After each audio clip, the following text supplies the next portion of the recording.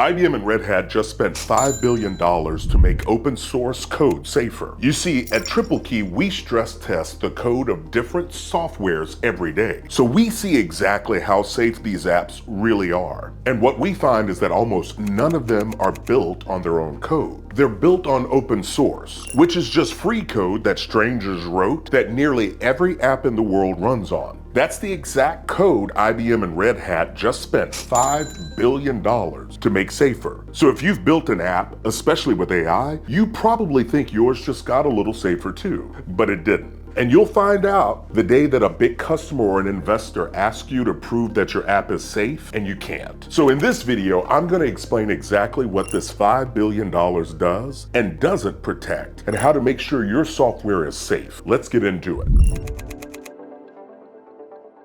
So the project they announced is called Project Lightwell. And here's what they're doing with that $5 billion. The whole idea is to find and fix the flaws in open source code before attackers can use them across the free code the entire internet runs on. The way it works is their AI scans through massive amounts of shared code, finds the flaw, then their team of more than 20,000 engineers builds the fixes and sends them out to the companies paying for it. The first companies testing it are names that you would definitely recognize, like JP Morgan, Goldman Sachs, and Visa. Now, to be clear, this is a really good thing. The free code the whole world runs on has been getting attacked for years, and no one's ever had the resources to protect it at this scale. Tens and thousands of new flaws get found in this kind of code every year, and a recent security report found that around 60% of the break-ins happened through a flaw that already had a fix available. But before you assume a project this big actually has your back, you've got to understand what your own app is made of. So let's take your own app, for example. If you've built it with an AI tool or vibe coded it, you're not the one who wrote most of that code. Almost all of it is open source, which, like I mentioned, is just free code other people wrote and put online to handle common jobs, like logging users in or processing a payment. So your app is basically hundreds of these free building blocks all bundled together, and chances are you've got no idea which ones are in there and who created them. The danger is that any of those building blocks can get taken over and used to attack every app that relies on it. Not long ago, an attacker took over the account of one developer who maintains a building block called Axios, which more than 100 million developers use to handle basic internet requests. Once they were in, they planted malicious code inside of that and stole password, login keys, and other secrets from every app that downloaded the infected version. And the wild part is, you've probably never heard of Axios, even though your app almost certainly uses it. That's the whole problem in one sentence. The code your app depends on most is the code you didn't choose, you can't see, and you've never checked once. Now, real quick, if you'd rather know exactly how risky your own app is instead of just hoping it's fine, that's the reason we built TripleKey. It connects to your code in a few minutes and gives you a single score for how exposed your app is. And you can even try it free using the first link in the description. Anyway, back to the video.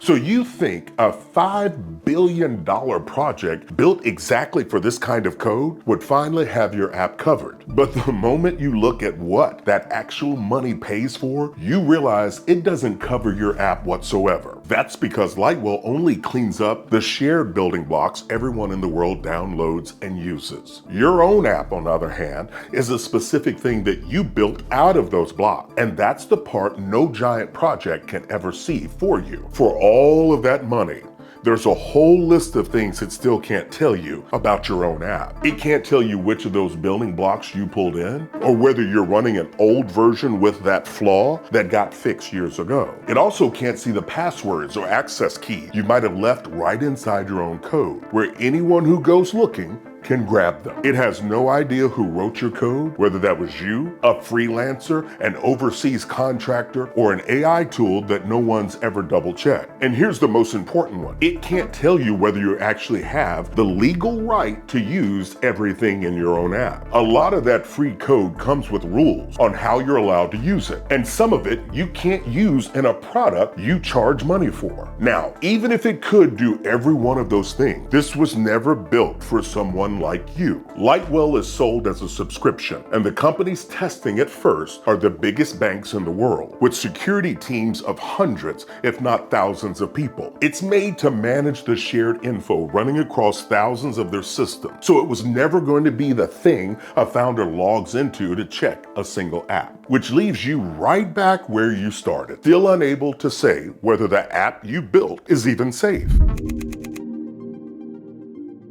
Eventually, someone is going to come to force you to answer that question, whether you can or not. Is your app safe? Because sooner or later, someone who matters to your business is going to ask for you to prove that your app is safe. That question always comes at the worst possible time. It comes when there's tons of money on the line. The first place this question usually comes up is when you're trying to close a big customer. Any serious company is going to run your app through a security review before they sign anything. And they'll hand you a long questionnaire asking exactly what's inside your software and how it's protected. I've seen this and heard about it so many times. But listen, founders are always stumbling here and potentially losing opportunity to sell their company because they have no idea what's inside of their code, how it's built, or if it's safe. Listen to me, we can't have a blind eye there. What we need to do is make sure that as a founder, you've worked really hard to build your business. I want you to get every maximum dollar you can, whether you're selling or buying. I want you losing money. And unfortunately, a lot of founders are losing a lot of money in this area because they don't know. If you can't answer it, the deal's probably going to get put off for months, or you could lose the deal to a competitor who could prove that their app was safe. The second time this question is going to come up is when you go to raise money or to sell the company. Before anyone hands you a check, their lawyers are going to go through your code to see what's in it and whether you actually own it all. If they find a serious flaw or part of the code you don't have the rights to, they'll use that to knock down your valuation or potentially walk away from the deal entirely. You don't want that. And so in both of those situations, that $5 billion project does absolutely nothing for you personally. Lightwell can go clean up the entire open source world, and you'll still be in that room with no straight answers about your own app, because that question was always about your code specifically, and that's the one thing that all the money was never built to look at. So IBM and Red Hat just made the whole internet a little bit safer, but whether the app you built is safe or not is still completely on you. The good thing is, answering that question doesn't take $5 billion or a security team of 100 or thousands, okay? You can see exactly what's inside your code, which parts are risky, and whether you even own it all or not. This is exactly why we built TripleKey. In the first link below this video, it never changes or stores a single line of your code to do it. So again, if you want to know your app is safe before a big customer or an investor ever makes you prove it, just click that first link and you can get started for free. And if you want the full story on how North Korea hacked the code behind OpenAI, then check out this video next.